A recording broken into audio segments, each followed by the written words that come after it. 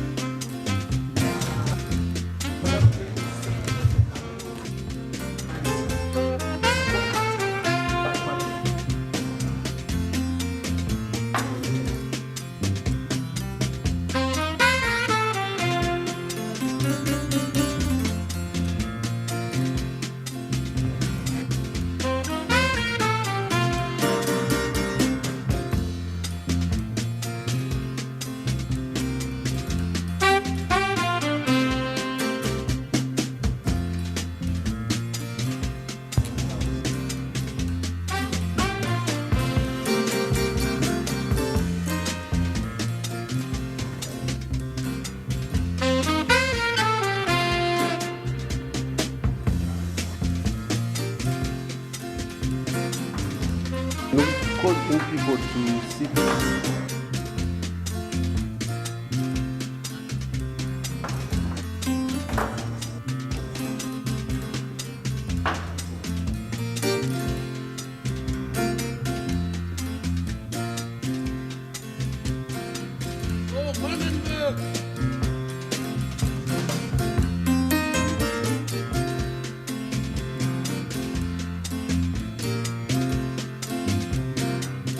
Do you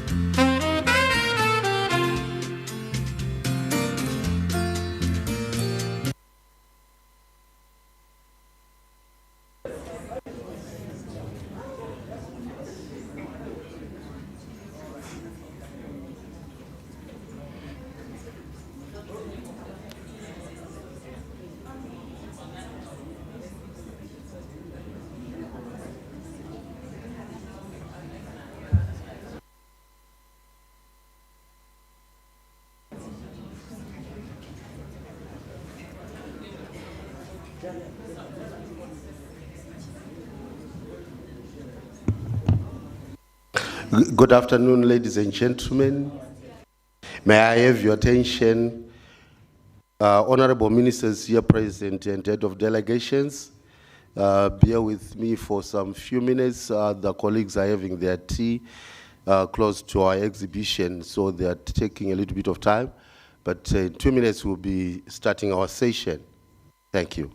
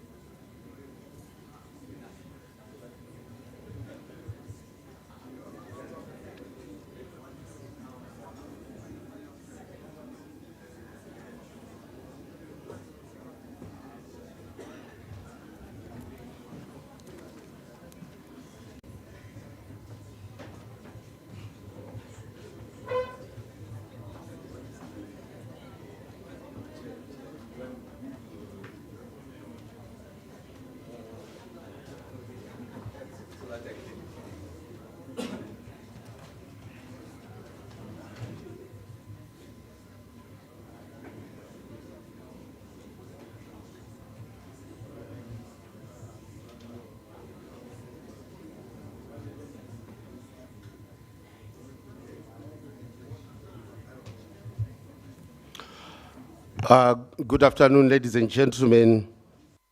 I think we can start our program. Our honorable ministers here present, chairman of various public services commissions, commissioners who are also here, secretaries to the commissions and permanent secretaries who are also here, head of delegations and invited dignitaries who are also here. Allow me to call in, before I call in Dr. Kanyense, I want to advise that we have a slight change on our program. We are now starting with the session that was supposed to be the fourth session, which was supposed to be done tomorrow. is the session that we are now doing now. To call in Dr. Kanyense and the panel so that we will start the deliberation. Dr. Kanyense, please.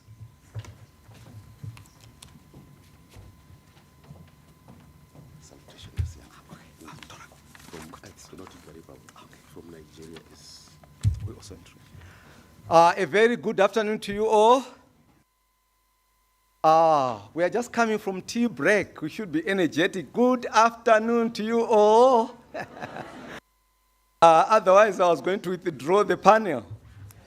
Honorable Minister, Professor Paul Mavima, MP, Minister of Public Service, Labor and Social Welfare of Zimbabwe in absentia.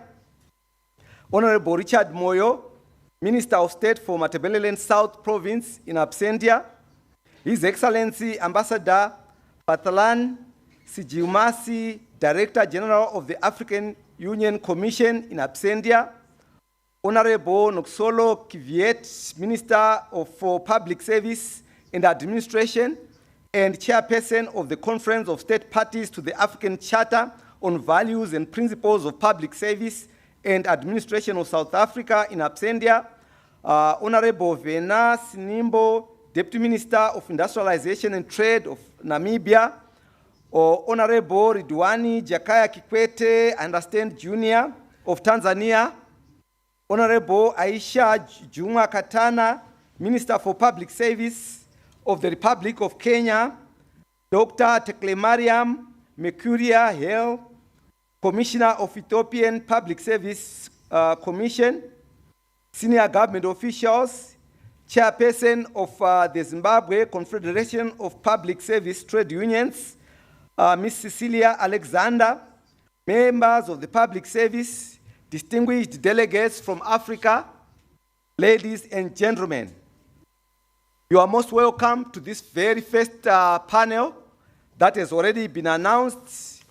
It's a slight adjustment. It was supposed to take place tomorrow, but because of the slight changes that have taken place, we are reconfiguring it as the first panel discussion.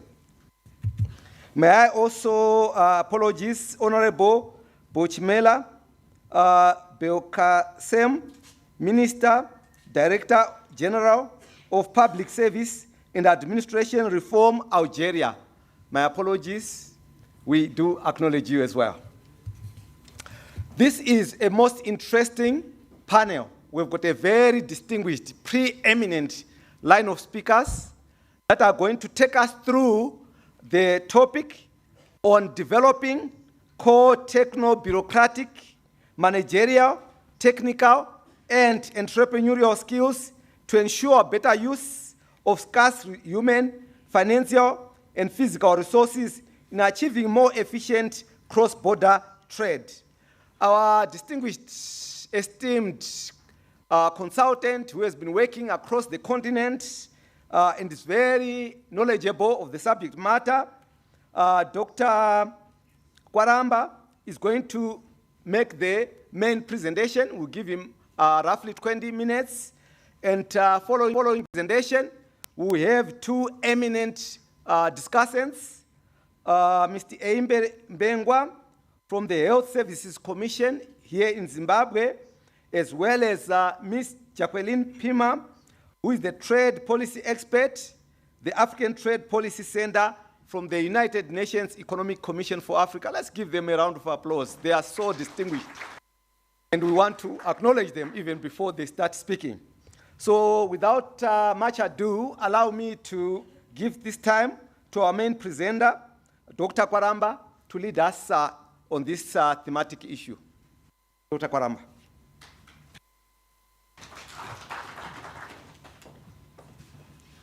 Thank you very much. You know, we are supposed to present tomorrow. When things change, sometimes we will not have time to clean up your spelling issues here and there. But I welcome the challenge. Honorable Minister, Professor Paul Mavima, Minister of Public Service, Labor and Social Welfare, Zimbabwe. Honorable Richard Moyo, Minister of State, Matabeleland North Province. His Excellency Ambassador Sijiumasi, Director General of the African Union Commission. Honorable Kivieti, Minister of Public Service in South Africa. Honorable Vena Sinimbo, Deputy Minister, Trade in Namibia. Honorable Kinia Kikwete, Tanzania.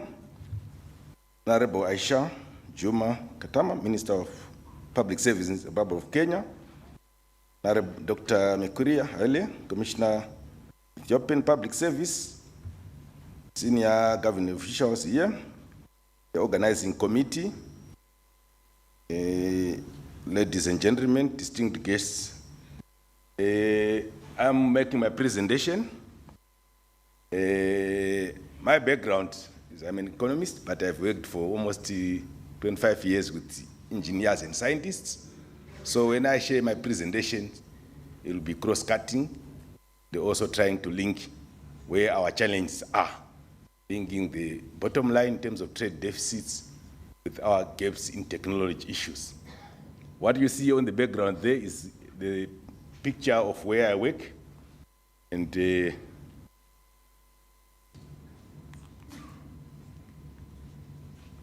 so my presentation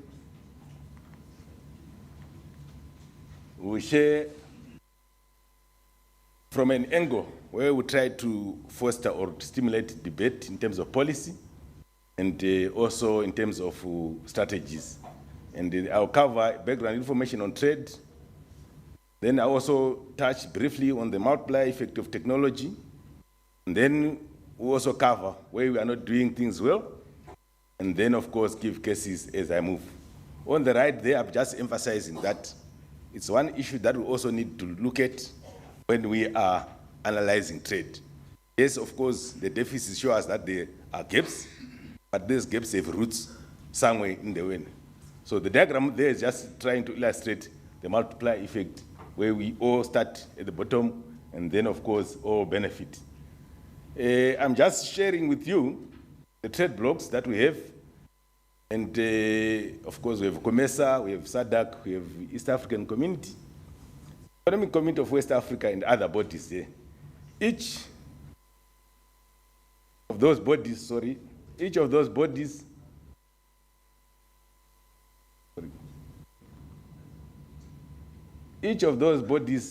of course, there's emphasis on interests within, and sometimes there are also gaps in terms of the issue of exploiting competitive advantage, and also sometimes they work as groups but not as teams.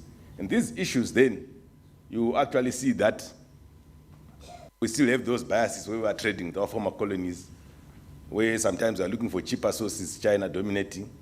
And of course, the neighboring, we are looking at cross-border, but not in much. So what we are simply saying is, when we are discussing trade issues, this is the context in which we are. And what are the issues that we need to get around from a basic point of view? There are issues to do with technology. There are issues to do with non-technical issues. Our infrastructure issue, somebody will say, these are obvious things. Our infrastructure issues and our ICT and in our flying connections, and of course, in terms of trade in primary commodities, and of course, where we have tariff issues. And then again, on the technical issues, we're looking at low manufacturing base. We used to, as a country, we used to boast about that, but it has also gone down. There are also issues to do with skills.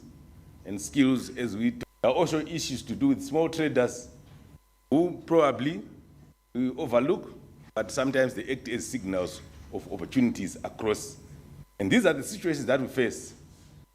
And these are things, again, that we are saying we also need to get around in terms of non-technical issues, the regional plans that we set up, the legacy, the findings in terms, especially in other negotiating. Then, of course, there's also the dominance of small traders who cross borders, and those face challenges in terms of border checks, harassments, solicitations, and all kinds of, sometimes they're asked to unpack, and again, we'll be ill-treating them. There will be many young children, small players, youth, women.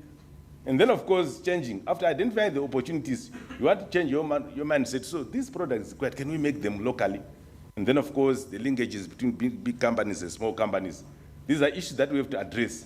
We are sharing this information that we get from UNCTAD. These are the deficits that we face as a collective continent. And the biggest is with China. And you can add all those to come to about 69.8 billion. And according to this, we are supposed to reduce those deficits by 51%. And we are also supposed to increase from 14.4% in terms of inter-Africa trade to 33%. That's the encouragement. But what does it mean when we then look at reality, issues that we are putting for us so that we discuss? Of course, there are other countries that have trade surpluses, but the majority have trade deficits. What you see on the right there is our situation in Zimbabwe, where for the 22 months that we see there, perennially we have deficits. And again, what we are saying is when you face this challenge and you want to address it, it's not something that you then say, let's debate. There are fundamentals that getting a result that changes this. So these things we are debating, placing them here, so that at least as we discuss, we then say, yes, there's the objective, what is the time frame that is required, what are the key ingredients for us to change things. Obviously, when you have deficits like this, it's not pleasing. And yes, of course, we trade everything. And that's why the deficits are big, because we are buying value-added products from vehicles, from aircrafts, and all those things. And then in some few countries, you have services, where you have your education, your analytical services, and then, of course, the small players that I've talked about. And of course, when you look at this, you then realize that the picture of trade deficits is coming from our command or utilization of technology, which is an issue that we have to look at holistically in terms of what we need to do. Then, of course, the Secretary General of UNCTAD gave us 5 areas where we have to look at if we are to change that deficit to something that is better. Productivity, opportunities, industrialization, collaboration in science and technology, and then these are the animals that we face. We have deficits. We also have that challenge where we are asked to actually to say, address illicit financial flows. That in itself is a problem, because it has roots in technology, it has roots in ideas that may be beyond our control. We have that challenge, we have that deficit, and when we add this together, we then realize that we are in a challenge. So this is the reason why we are saying, when we are discussing, we want to discuss these issues in a holistic, effective, by 55%. Is this something that is achievable? If that is to be achievable, what are the requirements? So these are the issues that we are tabling before you, and again, I will share as we proceed.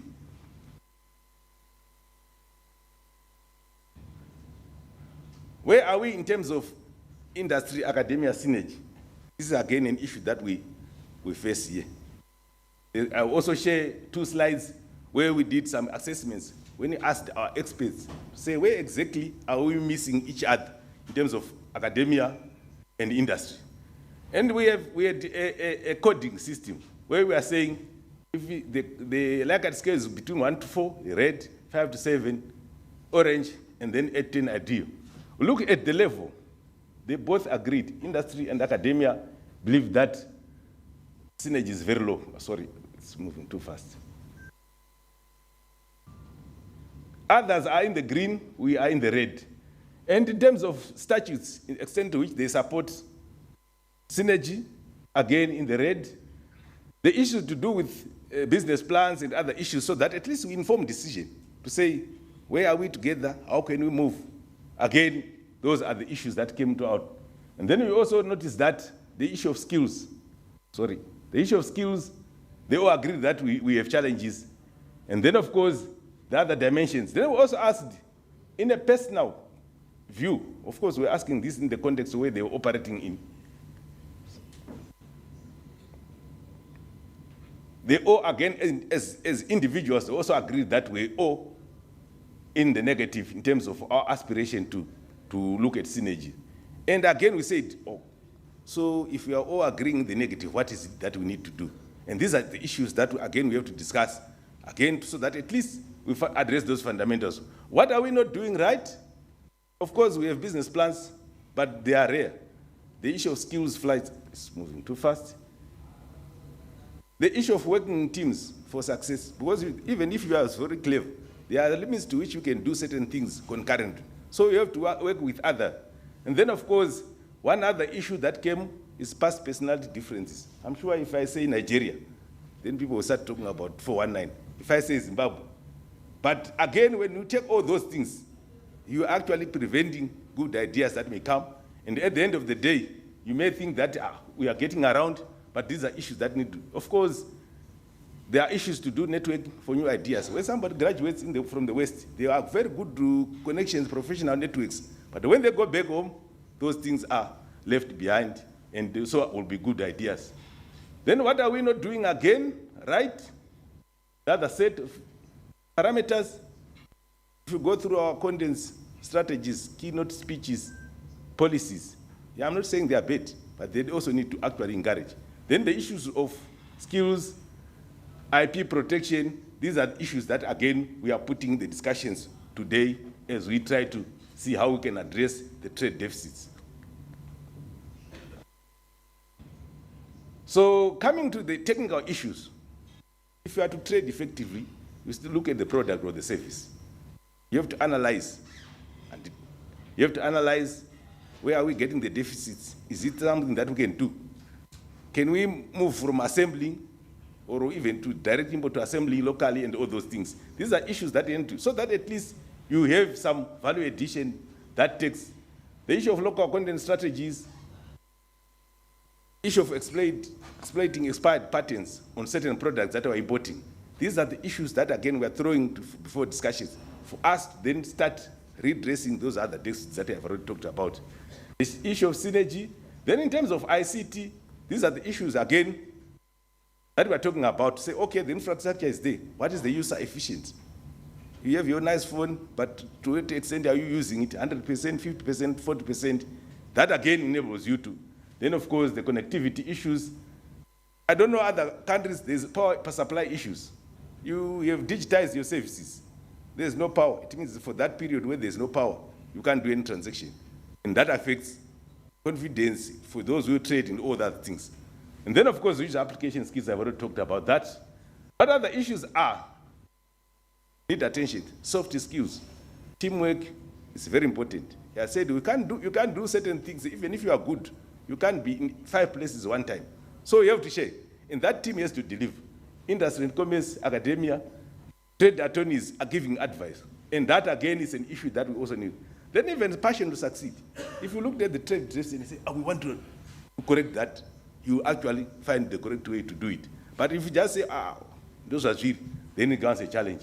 What I'm sharing on the right is just a tool that helps in terms of teamwork from idea up to business launch. Then timeliness in terms of decisions. We were talking about those traders that are delayed on the way, that are harassed on the way. I'm sure they'll think twice before going for the second trip. Then, of course, in terms of negotiations, in terms of teams, in terms of application of technologies, that also delays us. The issue of IP. I'm sure over years we've made discoveries that we are shelving somewhere, or discoveries that we think, okay, we will use. And these are the issues that, again, we had to look at and see where we can also exploit for them. Then, of course, looking at the existing environment to say, are there some other things that have breakthroughs that you could actually put on the market to try and, I know people talked about Zimbabwe and COVID-19 and other things, but essentially what we are simply saying is, as we worked along, whether as artisans or whatever, you make discoveries along the way, and you want again to put that. Then, of course, observations, it's a technique. That, again, we have to sharpen. See, some people visit as tourists, but you never know what they're observing. So we should also develop that other eye, where we can also tap on opportunities that we can actually improve on the bottom line. Then working around breakthroughs is something that, again, we have to look at as a team so that we at least we value add our products and services. I just want to share, I know for some people who say this is obvious. There are certain things that we use that have origins from universities, including GBS, Google. And these universities, because these are now commercial products, they are reaping rewards and licensing fees and all those things. And some of them are kind, they extend those benefits to us. But here in our country, we are also trying to emulate that through the innovation hubs. But again, what we are saying is, this is something that should inspire us. Sorry, it's not moving. That should inspire us to say, How far will we go? And how far can we go? I'm sure Kenya could also have made some progress, South Africa here and there. But essentially what we are simply saying is, these ideas, when they are commercialized, they will then dominate trade probably 5-10 years from now. Just like these other ones are dominating trade now. Don't get that inspiration. We'll continue to be importing, and those deficits will remain there. So I'm sure you will also have, and I'm sure also talking about this is an issue that we all share. This is Africa, in terms of resourcing. It's very disturbing also. When we look at those numbers in yellow, these are the number of scientists per institute. And in that other next column there, the budgets. And in our case, of course, yes, we have resource constraints. But what you need to know is that the fewer you have, the lower value you put there, the less output you, and the less will then be the benefits. If you go to other parts of the world, look at the numbers, look at the budgets, and it comes as no surprise when they are dominating trade, because they have so much in terms of their base, in terms of scientists, engineers, and whatever, and they also put aside money. This is information that you get from Whitelaw, and the resources available per employee, including salary, are quite substantial. So what we are simply saying, yes, we might save by not spending, but we are also missing big time in terms of innovations and opportunities. And this is the summary that I was giving for those other tables to say, yes, Africa-wise, we have our role there. Of course, ours as Zimbabwe have challenges, which again but essentially what I'm saying is, the more of those you retain them, you whatever, and you force them to produce, the more you also address the challenges in terms of trade deficits. Last week, this is June 14, 17, 2023 in Paris, they were talking about 4 days on artificial intelligence, where over 2,000 startups, university ideas here and there, were being showcased, and the ministers, CEOs of various companies were there to actually trade and buy. These are things that are happening now, and us, I don't know whether we're there, but this is the idea that is there, to say, what is the latest, how do we take advantage of that, how do we instill confidence at varying levels, how do you sign agreements here and there. So at the end of the day, when it comes to say 5 years from now, these startups will be companies and actually dominating us. And again, what we are saying is, it's an opportunity that we are saying, expose, we need to set aside resources, send our bright guys to go and steal as much as possible, we come and exploit and move out. But if we say, it's too expensive, then we also make this big time.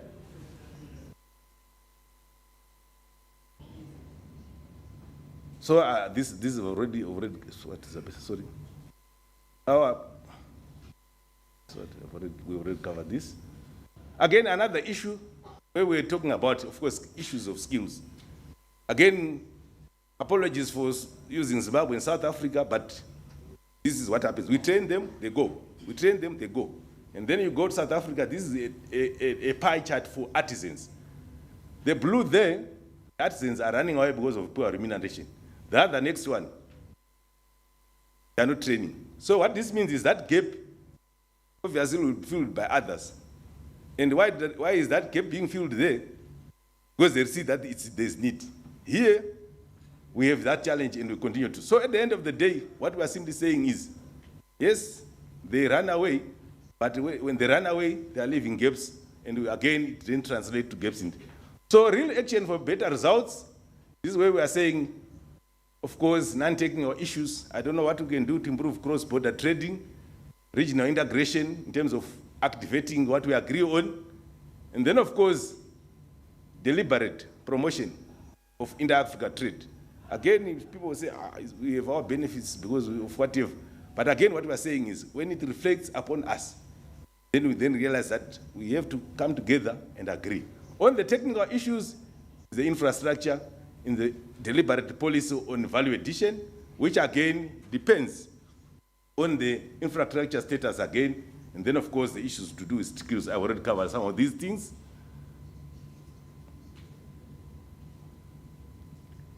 I always share this slide back home. This is where we are, our trade deficit there. And I went and somebody says, okay, you can improve there. And the assumption is that maybe you can jump there or you can go straight. But along the way, there are good things, there are bad things. So it's now a question of saying, how do we tactically navigate ourselves so that we get there? You cannot assume that because the Secretary General has said we will be, or we should be. There will always be good things, and there will always be challenges. I don't know what represents a lion, what represents a black mamba or whatever. But essentially, nobody will clear the road for you so that you become a better group. So these are the issues, again, that we have to discuss to say, that's a reality. If we are having deficits, others are smiling. And I'm sure the more that remains, the better. So these are the issues that, again, we have to face every time. And every time we try to adjust. So it will not be easy. So again, I'm now coming to some end. Of course, if you are aspiring to rise economically, these are the personal. I know people always say, where is the man, where is the man? But there are also personal attributes that are key. Being focused, being committed, consistent, and patriotic. And when we say patriotism, people start saying, what are you saying? This is exactly what happened to other economies. That's why they are dominating us. If we say it's not necessary, then again, we smile when we are having those deficits, when we are having that. So not alone, but in teams, latest technology. Of course, you have to target to save the international market, and it is its own conditions that we have to use technology, ideas, and labor standards and all those things so that you do that. And then, of course, the exposure to international best practice. I shared with you the Paris issue. There are so many technology expos where we have to go and also steal ideas and quickly leapfrog.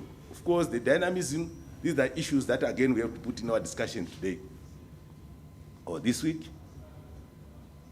And I'm just sharing you a few things that were done at our center, where they were from zero to some other things, where they are not very shiny, but what we are saying is they started off as ideas, now they're saving industry.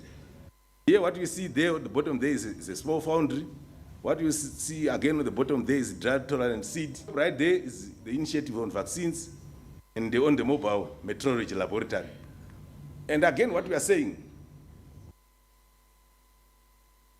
these things might look scary, but if we learn and apply them, then we realize that they are not scary. This is the way we are exploiting opportunities in electronics. I'm sure people are now using these for trade and other things that I will always focus on the moral use. And again, what we are saying, these are no longer scary things. It's the application that is very important. The machine has stopped, okay? The machine has stopped, so. I'm sure this is old industry. And the space there are no longer there where we originated the machines. So people have to work around, make them work if they don't have the money to buy the new versions. So these are things, again, that we are doing in industry, keeping them alive. Yes, there are inefficient issues, but we are looking at making products using technology. Then you can, of course, when you get your resources, you can upgrade that to meet the modern, but at least there will be some production, and then you take advantage of the opportunities under TEFA. The issue of solar, of course, we import them as they are, but there are opportunities to bring cells and then assemble them, and then, of course, you make inroads in terms of wider usage and also reduce the trade deficits.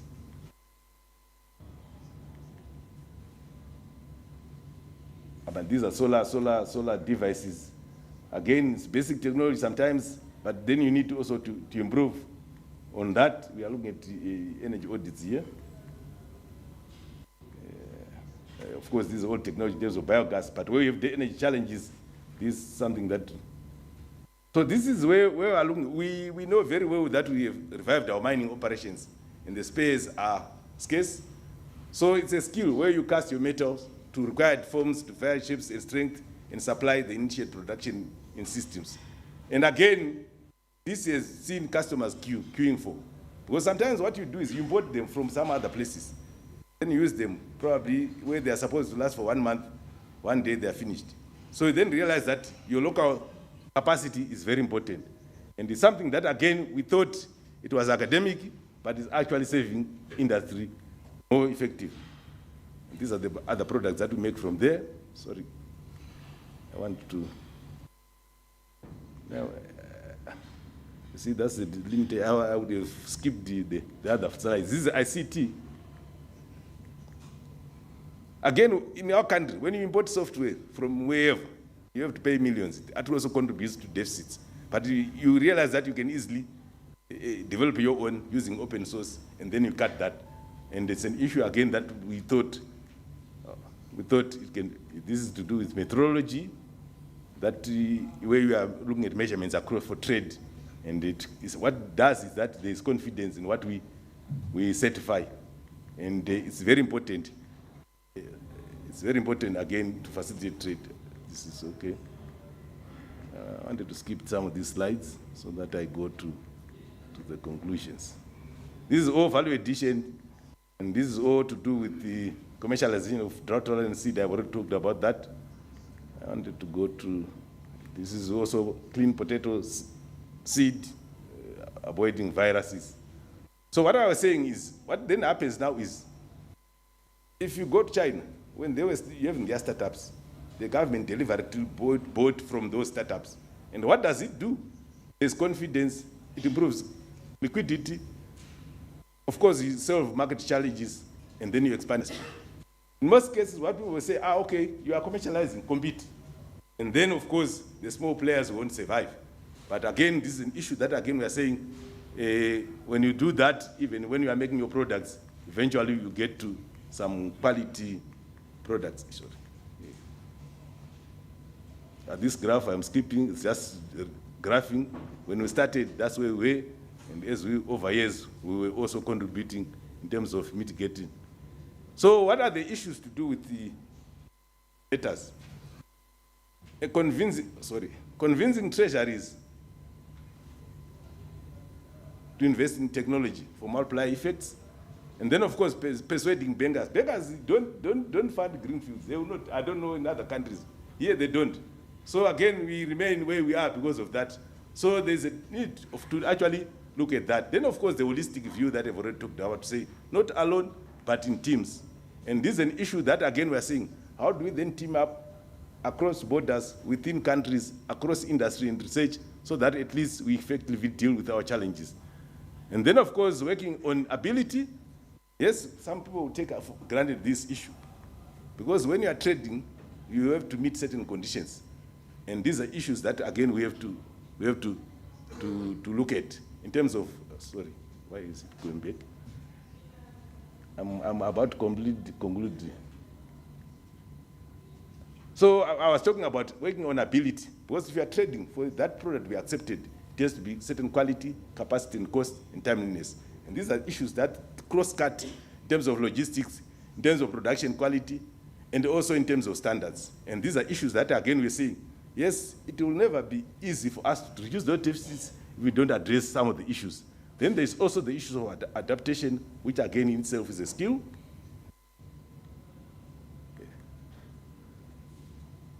Right, there is also the issue of publicity. I'm sure the reporters are here. What we are simply saying is, you then need to promote development through technology so that you cut those deficits. In terms of sharing opportunities, encouraging synergies. And then, of course, warnings for those that do trade so that at least they know how to get around certain challenges, and publicizing financing terms. And then, of course, best practice cases. This is an issue that we are saying, even if we have challenges, probably there are others who are doing very well within the continent. We then need to know about them, then we learn about how they do it, and then adapt that for our own exploitation. Then, of course, capacity building. I'm sure this is the way we are looking at the last slide, where we are talking about, this is, I've already covered this. We are simply talking about the networks I've already shared with you. So where is attention needed? Openly, this is what we know. There's challenges, but there are also personal attributes that we have to work around. And then, of course, in terms of training, these are the issues where we are saying, yes, we have current training that is ongoing. Can we adapt it so that it moves with time? And also, can we also look at ways of keeping our critical skills.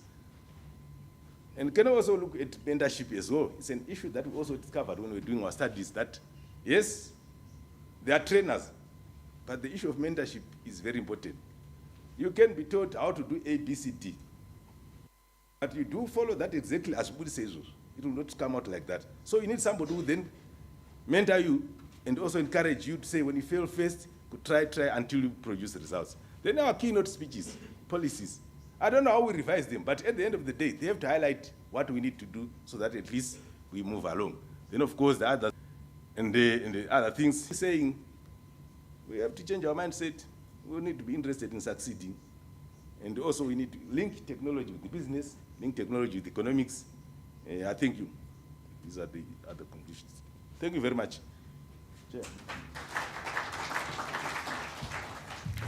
Thanks very much, Dr. Kwaramba. I think we all agree that this was quite a detailed, rich, and I dare say colorful presentation. May I jump to the discussants, beginning with very briefly, in the interest of time, can you say 5 minutes? And you can come back if we need to extend, but 5 minutes for now, in the interest of time. Thank you. Thank you very much, moderator. May I be allowed to say all protocol observed? Thank you, Dr. Kwaramba, for the presentation. I think we have seen the technical side, the numbers side, in terms of the deficits and in terms of the actual hard issues relating to trade. He highlighted issues relating to development of human skills, and when we look at the issue here is development of core techno-bureaucratic, entrepreneurial and managerial skills.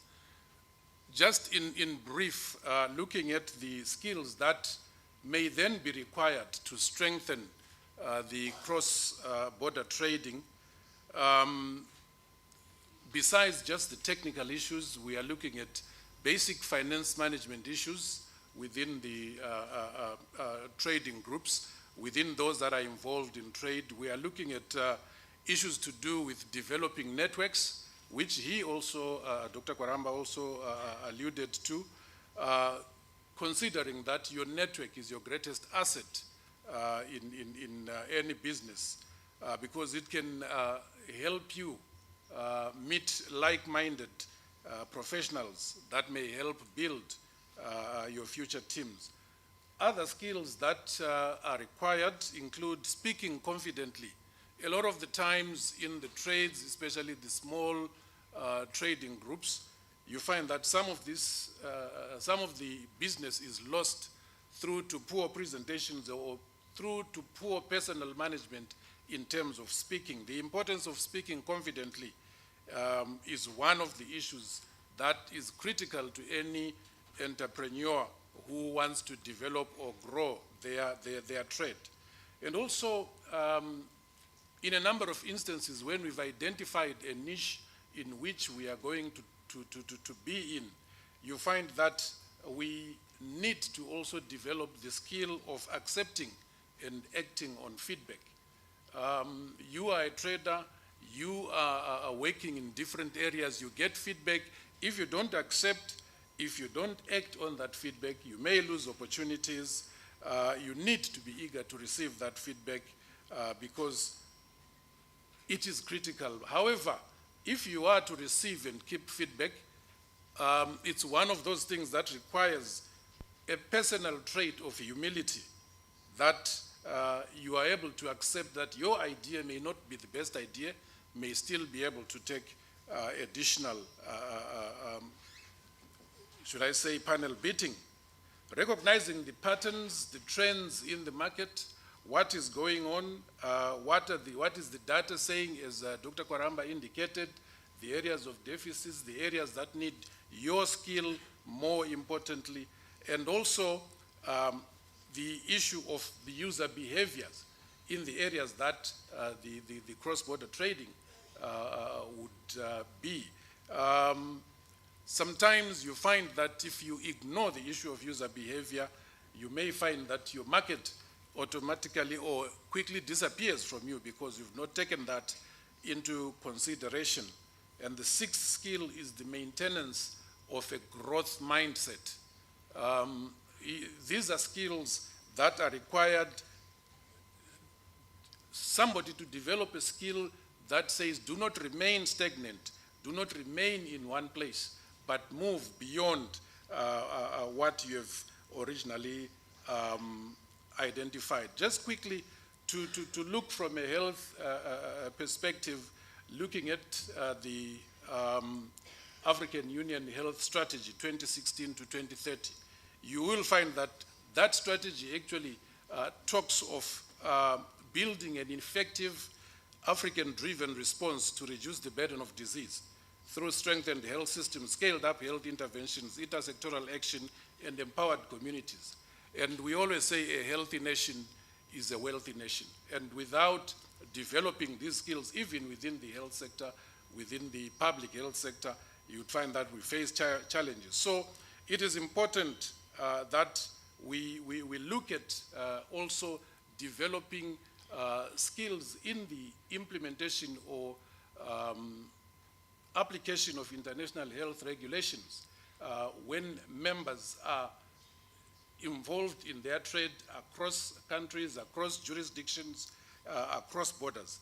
And the African Union Health Strategy actually then clearly defines the issues that are required in terms of development, particularly on ensuring that there is success, there are synergies within the African continent. So I thought, through you, Mr. Moderator, these are some of the issues that then would need to be looked at in addition to the technical issues raised by Dr. Gwaramba. Thank you.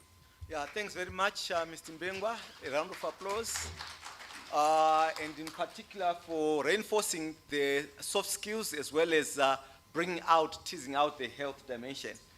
Without further ado, last but by no means least, our most wonderful sister, Miss Jacqueline Pima. Let's have your response. Thank you. My name is actually Pimer, but I understand it's been mispronounced all my life. I am a trade expert, so I'm going to offer my 2 cents on 2 points in particular. The one is the relationship between the private sector that actually trades and the public sector as one of the areas to be enhanced, and also to build on, the second is building on the data or evidence-based decision-making or policy-making.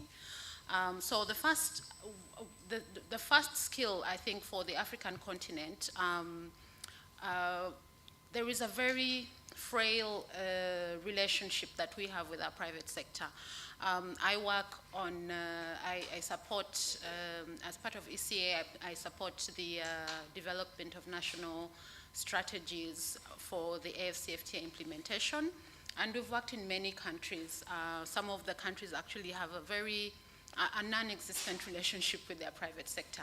And yet, we're supposed to be, as public servants, we're supposed to be facilitating this trade that is actually being conducted by the private sector, right? We manage the trade, we negotiate under the AFCFTA or other regional integration communities, but we're doing this for the private sector. So if we don't build that relationship, and maybe just to offer a little bit of a comparison, our regional integration communities have been led by public sector, by the politicians, right? So I come from East Africa, from Uganda, and our governments came together and said we need to integrate. The first East African community and now the second East African community are driven by our heads of state. Same as the African Union, same as the African Continental Free Trade Area, which is a good thing. If you contrast it with, for example, the European Union, private sector went to their governments and said, we want you to find a way to open a market in this particular country because we want to trade with them. That's how the European Union actually started off, because the governments were requested, they were lobbied essentially, and to go and integrate with other European markets. And there's nothing wrong with the way our integration is happening, our cross-border trade is happening. But because we are not listening to the needs of the private sector, we make decisions that sometimes do not, either are unimplementable or do not actually add value for cross-border trade. I'll give one example because it's something that has been talked about a lot, is the movement of persons. Cross-border trade happens better or more because people move across the borders. So if we have problems accessing visas among us African countries, or work permits, if we need to enter and stay longer in a particular country to provide a service, those are hindrances that are already being caused. So we have to find out what is the problem, and this actually brings up the issue of data. What is the reason our countries are still closed? Why is immigration such a difficult problem, or travel on the continent? Our discussant already presented something about air travel and why it's so expensive, and sometimes that we need to go to, there are no direct flights. You need to go to Europe sometimes to go to a specific country. Those are issues that our private sector can offer us even innovative ways to address. So for me, I think that the relationship with private sector as public servants will enable, facilitate, even with technologies. COVID-19 showed us that we have such a big gap with our pharmaceutical industry. And in some countries, I feel like there's a missed opportunity for public-private partnership because we don't have this relationship. There's some innovations that could have actually supported development of vaccines or some kind of support medication for COVID-19 locally. But because we haven't had that facilitation, I think it's growing, it's just that it needs to happen faster. We speak about cross-border inter-Africa trade being as low as 15%. Some of the data that we use is actually being produced by, say, UNCTAD, outside of the continent. One of the things that we recognize is that Africa actually informally trades more than the 15% that we talk about. That's why data or research is really important as my second point. The skills, the studies that we have, when we have very good reports and studies that sometimes go unimplemented, but we are not purposeful, we're not specific on what types of studies we do or conduct or invest in for trade, for cross-border trade.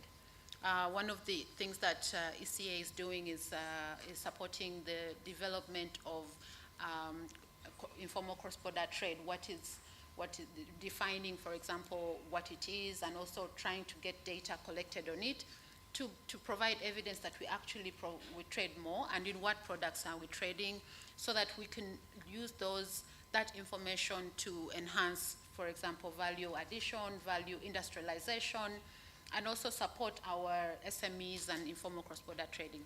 But data helps us make those decisions and policies and actually implement them because we know what is actually happening on ground. Finally, I would like to talk about something related also to what Dr. presented on infrastructure development.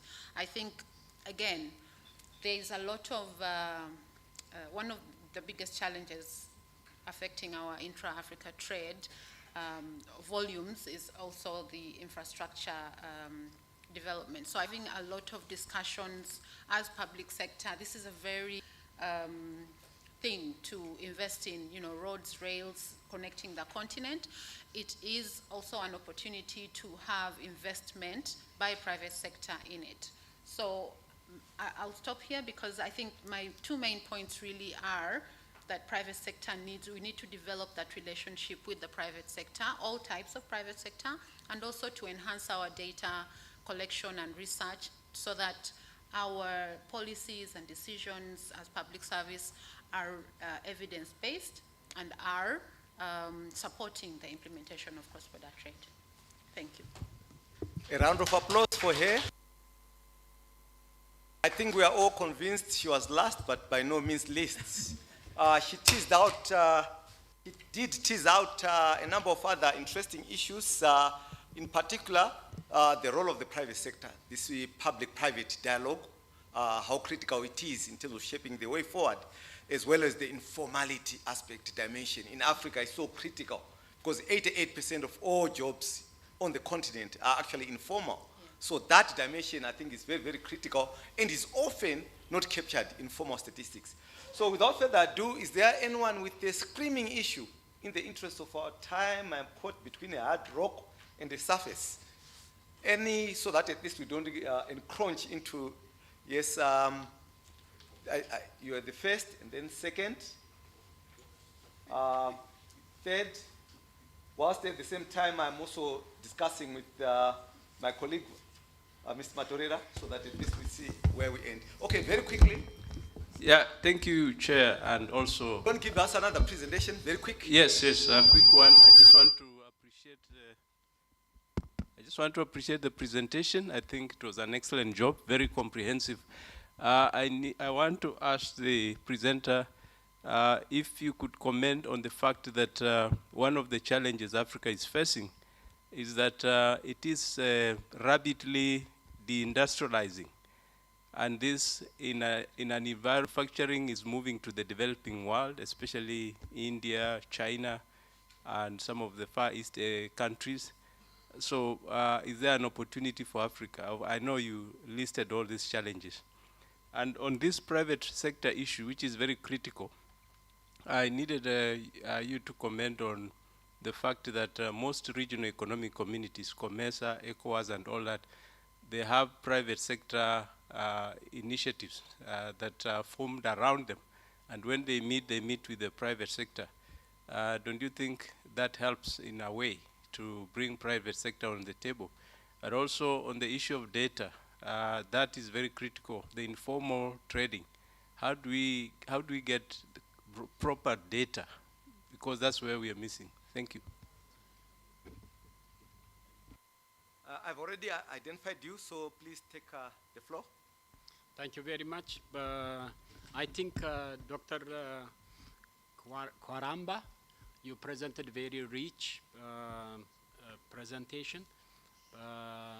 Prioritization. If somebody is going to ask you where to start and the critical intervention for Africa being on the trap of vicious circle, making the food sufficiency and taking care of the technologies which already invented across the world.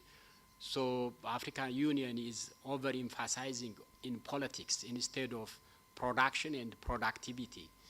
So I'm going to ask you two simple questions. The first one is the prioritization issue. Where should the country focus on? As you very in golden way you put it, focus, committed, consistent, and patriotic. That is wonderful presentation. So just prioritization is very critical point. But if you are going to be asked where to start, that is one question.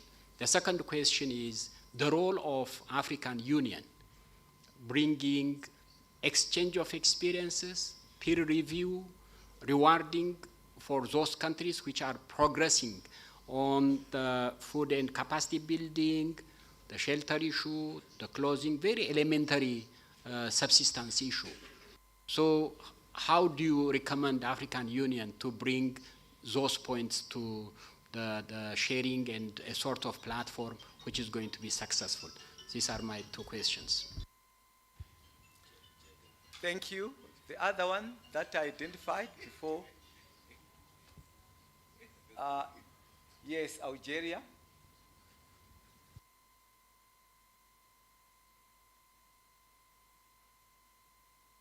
Thank you, sir. Permettez-moi, je vais parler en français. Tout d'abord, je tiens à remercier le docteur Kawaramba. Je m'excuse si je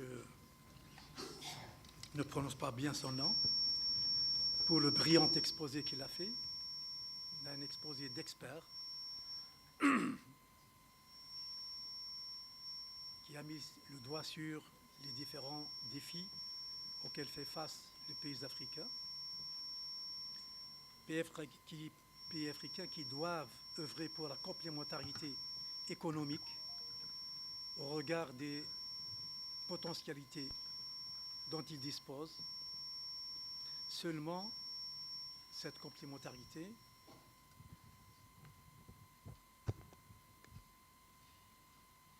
requiert des préalables, dont notamment la mutualisation et la fédération des moyens financiers et ressources humaines dont disposent les pays africains.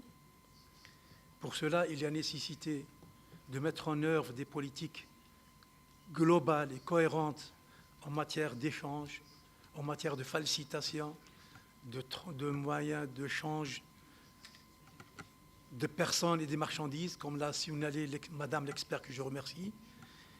C'est anormal que nous, pays africains, pour se rendre dans nos pays respectifs, on doit passer par l'Europe. Et c'était mon cas.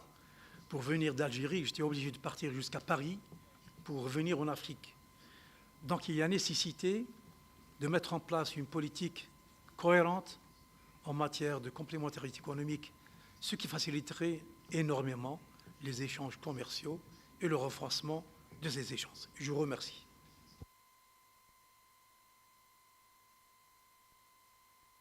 Okay, thanks very much. May I allow the panel to respond, because we have been given up to 1:15. So most of the issues will recur, will come back when we discuss within the other panels that are actually going to come.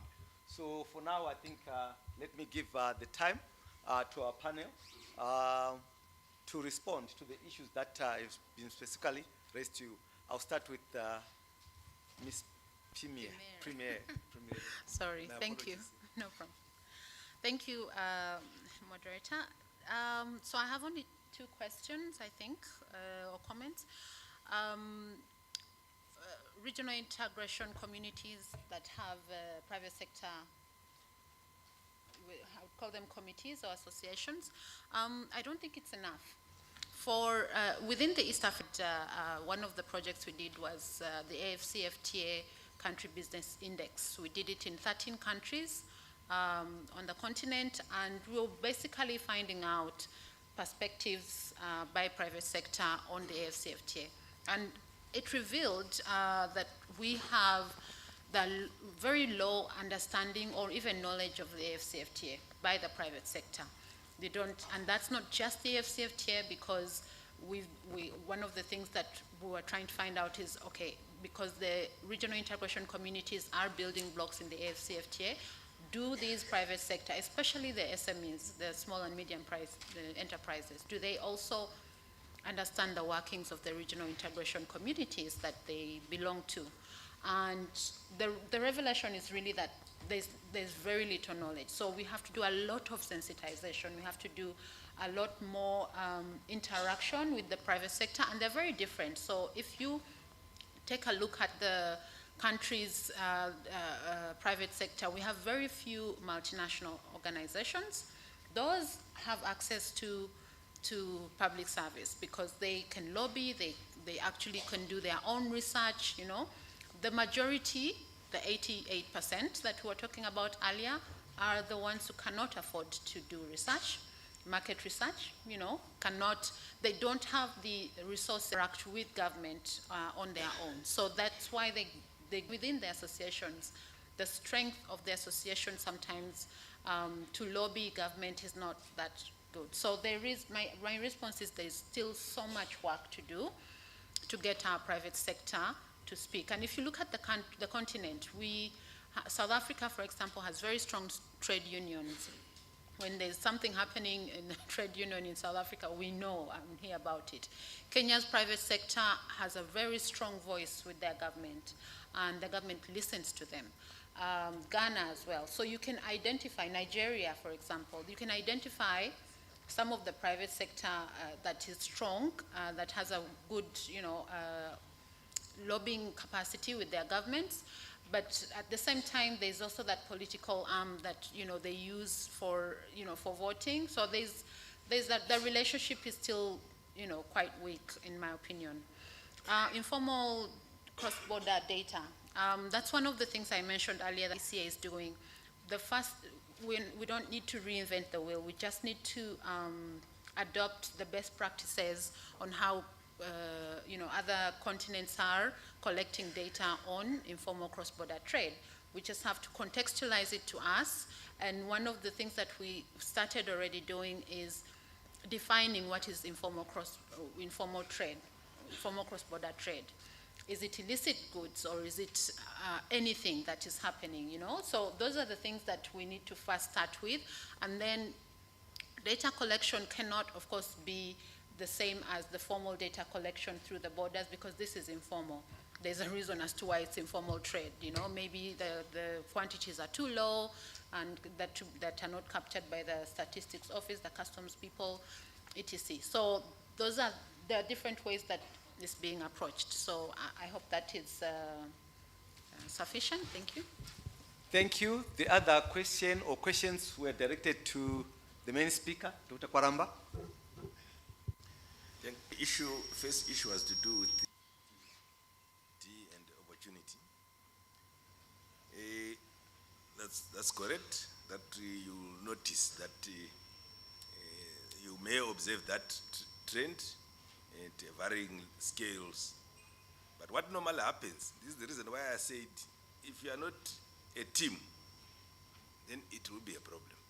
Because what we would normally do is you then assign your patriotic experts who will look at that whole sector, see whether there are no opportunities, look at the ownership structure, and then see whether it's genuine. Because we also talked about dynamism and technology trends.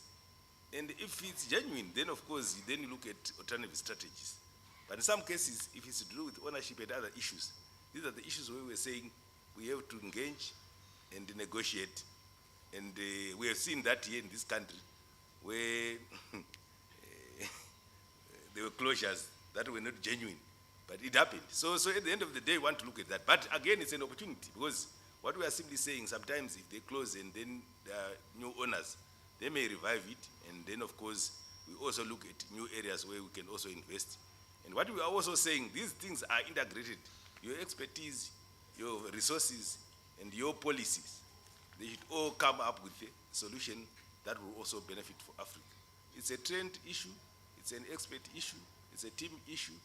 And then, of course, you then realize that when we discuss that in that context, it will give a clear answer in the best way forward. In terms of COMESA private sector initiatives, it's acknowledged, it's correct. But when we did the survey, we wanted to know, to verify the extent to which those initiatives are or have roots on the ground. And if you have experts who are supposed to be knowing them are saying they don't know it, then we have a challenge. So they may have their own narrow views, and what we are simply saying is that initiative needs to be extended to across sectors so that economies benefit at large. We acknowledge that they are there, but they need to actually expand more. Then there are issues to do with the informal trading. I covered that in my slide. And all that I'm saying is there are issues to do with their support, with their upgrading, and their formalization. Remember, I also said there are technical issues and non-technical issues. You have to convince them that you need to register, you need to grow from small to medium to a large, and you move along with them. Because they have their own cultural practice, which may need to be actually be turned around for the benefit of wider economies. They will need support at larger scales as they engage bigger customers. And that again is an issue that will also, but I know there are a lot of initiatives where we have surveys for SMEs. We also had one at our center under technological tips where we brought them together. And we actually realized that some of them are actually in command of technology at a level that we may not be accepting. But what we are saying, you want to put order so that at least they become bigger players in the economy. Then there was an issue of prioritization for African Union. I shared a certain tool at a corner, which I said stage gate process. It's a tool that can be used to diagnose. And by the time you get to the end, you will have done a great job because we have consulted widely. You will have also removed issues stage by stage. And then, of course, what you then adopt at the end will have been discussed holistically and also inclusively, and then it will be shared. But again, what I'm saying is, you also have roles. We were talking about critical skills that are running away. And we also have access to technology. Sometimes when you are a small player or one country, it may be difficult to negotiate. So those are some of the issues that may also need to say, to prioritize. I remember I also said issues to do with raising awareness, publicity. Yes, we have a global view, and some other smaller players are not even sure where to and all those things. Then we also have campaigns for supporting small traders.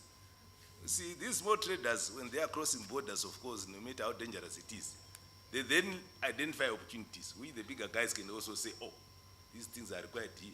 Maybe we can make them here. We can. So at the end of the day, that's how economies also grow. But again, of course, when they are done what they have done, their margins disappear. They are also moved out of that sector. But essentially what we are saying is that dynamism is also very important. Of course, thank you for the compliment from Algeria. Essentially what we are saying is, when we were preparing this presentation, we're saying we need really to focus on the real issues, so that whatever we discuss and strategize is something that then can be counted to say we reduced.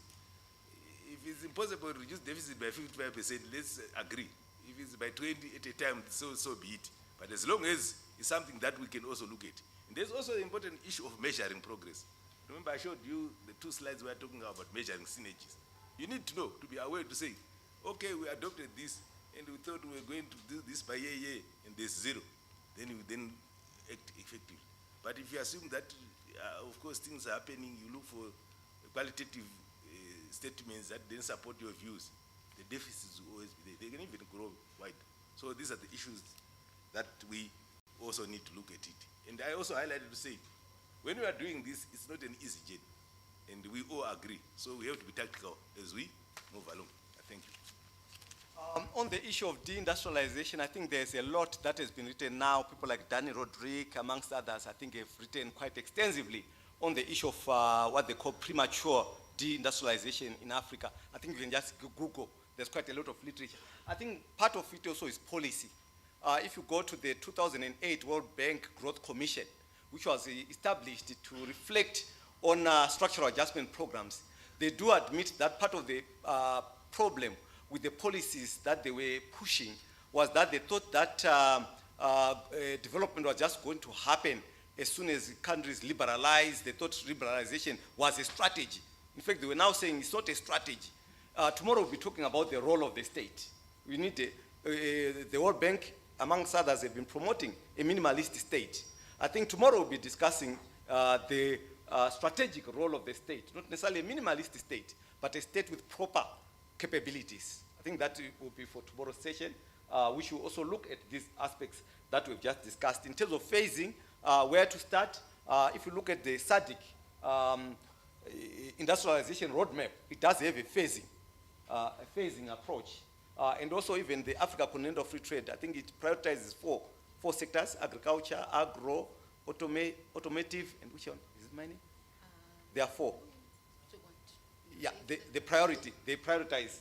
So I think they are quite interesting documents that have been created, and UNECA has done amazing work, I think, on these issues as well. So without further ado, ladies and gentlemen, we've already crept into our lunch, which is quite undemocratic because we didn't have your consensus. But all there is left for me now is to thank you so very much for, firstly, our panelists. Let's give them a round of applause. I think it was an understatement to say it was a preeminent, distinguished. Yeah. I think they've really proven that they are really experts in this. And I hope that we'll continue to network, not necessarily formally, but she talked about also the informal aspects. I think we will also engage informally over lunch, over tea breaks, amongst others. So thanks so very much for all your inputs. We can break now. Let me hand over to our master of ceremony. Dr. Kanyenze, again, also another round of applause for Dr. Kanyenze's moderation. Delegates, ladies and gentlemen, let's take our lunch time and let's be back at 2:25 so that we have exactly 1 hour. Men, can you come front? So that he will show you where you are getting your lunch. This gentleman. The rest you do then follow the protocol officers. So at the moment, may I allow our VIP to leave the room and then we follow thereafter.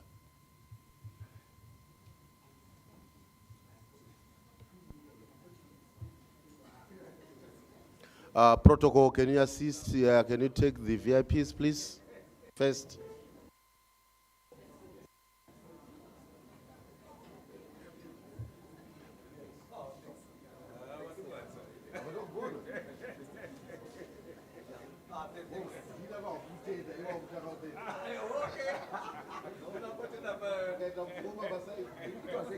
I got detail. I was now so detailed now.